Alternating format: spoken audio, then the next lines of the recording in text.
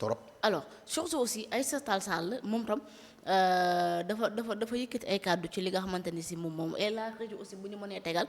li nga xamante ni moom moo nekk image bi Aïssata Tall Sall et il paraît que ñoom yónnee woon nañu ma ko fii nii si je me trompe pas alors ñoom il y avait une vidéo tamit boo nga xamante ni si moom jëkkoon na leen a artu ci li nga xamante ni si moom moo koy et là aussi yaakaar naa moom mooy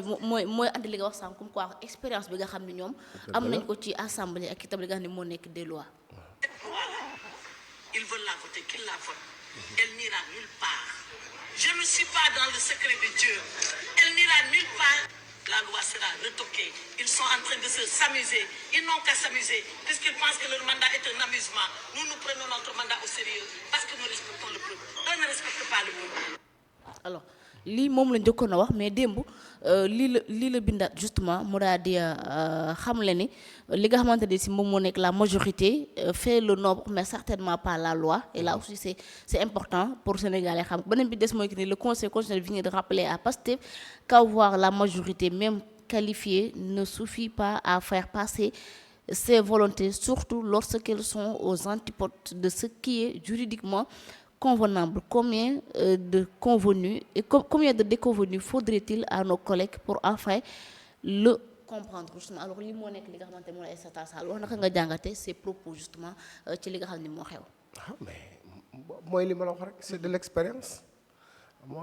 Aïssata moom lan la leen waxoon. ci loi bi. si vous la voulez je donne un exemple par rapport ak la loi d'amnistie abrogé yéen bu la ça dépasse abrogez leen. et vous en tirez les conséquences. Bien sûr. C'est-à-dire elle parle en connaissance de cause. Elle parle en connaissance de cause. Bien sûr. Maintenant est-ce que tamit Pastef nekkul à ses limites parce que il di ngi joué bu nga xamante ne ñi nekk commission des lois nekkuñu à la hauteur. nekkuñu à la hauteur nee naa texte bii ngay gis nii si point yu bari ñu ngi nekk ci avant projet de loi bu Bassirou Diomaye Faye. lan la su président Ousmane Sonko wax nee na ñoom ñaar ñoo ci travail ñoom ñu jël ko yóbbu ko waaye biñ ci travaillé Diomaye nee na leen am na point yu nga xamante ne ni mun ñu ko yóbbu. mais tey lan lañ doon xaar xam nga demoon nañ ba di bëgg a yóbbu nit ñi ci contexte lan référendum à des élections conseil constitutionnel ñoo ngi kon ngeen ko waxee tulli loolu la kii di expliquer fii nii rek Aïssata Tall Sall ça en résumé loolu la lay expliquer daf lay wane ne ñii li ñuy def nii à un moment donné dese nañ ko maîtriser léegi nag après traduction bi à leur niveau dañ naan non conseil constitutionnel voilà ils sont contre mais conseil constitutionnel bi des fois man mii ngay wax ni man mii sax nee naa nañ def cour constitutionnel parce que des fois aussi conseil constitutionnel bi aussi def na laan du ma dem au fond loolu nag seen domaine de prédilection la mais politique yi laay wax politique en tant que tel aussi mooy li ma la wax bu ñu demee ba di leen di rappeler à l'ordre ba seen antagonistes yi di leen expliquer ne sa waay li ngeen def nii c'est de l'antipode non nga baal ma c'est une déception parce que li ñu annoncé 4000 cadres pour mais 4000 cadres xam manquewul ay juristes ça manquewul ay juristes mais actuellement déception bi wala du lu nga xamante ne ñoom xaaroon nañu ko sax à un moment donné parce que jàppoon nañ ne lii plié woon nañ ko on allait dañuy dem directement à un référendum ou bien le fait que le président parce que président de l'Assemblée même juum na bi mu koy wax à l'époque keroog bi ñu voté loi bi pare lan la wax adopté xaw ma promulgué wax naa la ko tout à l'heure kon moom li mu yaakaaroon ak li am bokkul kay donc loolu mooy li nga xamante ne moom la leen di kii di rappeler exactement donc kii aussi elle a raison si des fois kii ay waxam aussi dañ koy bàyyi xel parce que bés moom bu tax perso à chaque fois li muy wax xool ko Aïssata bu ko tegee discours bi non même si tu n'es pas d'accord avec lui tu sens nettement qu'il maîtrise son sujet. Tout à fait. Merci beaucoup Babacar. Alors, elle maîtrise autant pour moi, je m'excuse son sujet. Merci beaucoup. Alors, autre point justement bu ma bëgg ñu waxtaanee ko bokk na ci biir assemblée yi nu mel ni moom le président de l'assemblée daal dina d'accord ci li nga xamante ni si moo nekk verdict bi ñu joxe et parce que jàpp nañu comme juste la il faut justement se plier. Alors la première fois depuis bu ma ko dalee toog ba tey ci politique maa ngi doog a gis décision de justice ñëw mu nangu ko est-ce que nangu gi mu ko nangu bett na la wala déet. non foofu nag nga baal ma dafa am jeu de mots bu ci ne. Ousmane Sonko nee naa la ndaanaa la ci politique. est-ce que loo mën a bañal Pastef seen Mumbai Ousmane Sonko ndaanaa la ci politique. ay waxam dee ko décrypter flattew ma ko mais tey bu li fi am lépp xam nga ne Pastef la moo ko divisé foofu dama lay notifier parce que j'avais pris note à cela par rapport ak li nga xam ne moo la posté xam nga fait il prend acte mais demal nga xool daf ne la continuité des travaux de l'Assemblée nationale sous ma direction est absolue et ne sera pas entravée il prend acte mais après lii la ci teg ah ouais. donc lii nag bu fekkee da nga dégg tubaab mën a décrypter da ngay comprendre ne am na suite logique Normalement. voilà il ne prend pas acte et de valider ce que le conseil parce que le conseil est dans ses prérogatives il ne les félicite pas il ne les félicite pas il prend acte il les répond automatiquement parce que kañ la ko def tout démb à l'instant T maintenant il prend acte prendre acte ça ne veut pas dire qu'il félicite ce que le conseil a fait le fond conseil bi li mu daf ko war c'est de ses prérogatives liggéeyam la ku ci nekk c'est un pouvoir wax naa la ko mais moom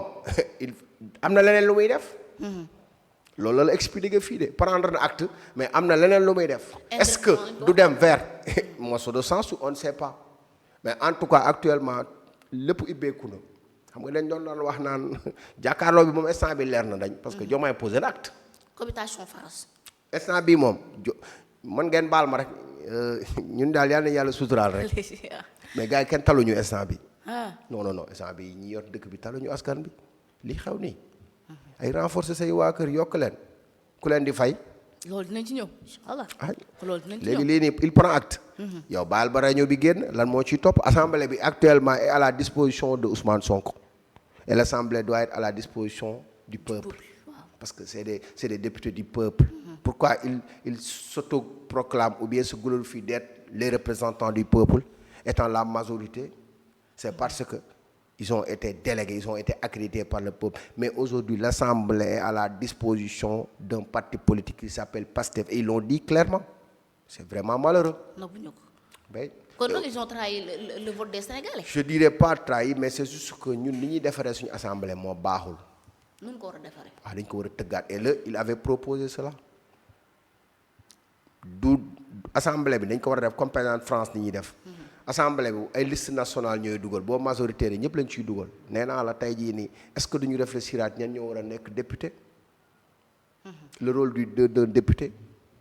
lan loolu la ñu war a réfléchir mais dañuy xool ñu gën a influent ñu def liste nationale ainsi de suite li fi doon am boobu léegi moo fi am moom la ñu demee à des élections anticipées